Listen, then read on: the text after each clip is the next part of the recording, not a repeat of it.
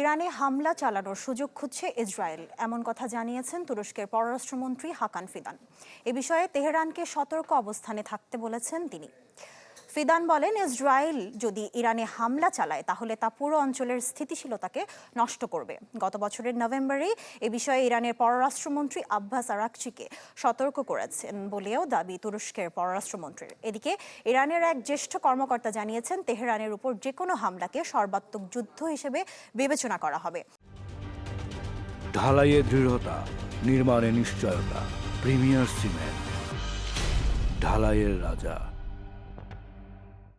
আরও জানান, সবচেয়ে খারাপ পরিস্থিতির জন্য প্রস্তুত আছে ইরানের সেনাবাহিনী। মধ্যপ্রাচ্যে মার্কিন রণতরী স্ট্রাইক গ্রুপ পৌঁছানোর বিষয়ে করা প্রশ্নে এমন মন্তব্য করেন তিনি। এর আগে গত বৃহস্পতিবার যুক্তরাষ্ট্রের একটি নৌবহর ইরানের দিকে অগ্রসর হচ্ছে বলে জানান মার্কিন প্রেসিডেন্ট ডোনাল্ড ট্রাম্প।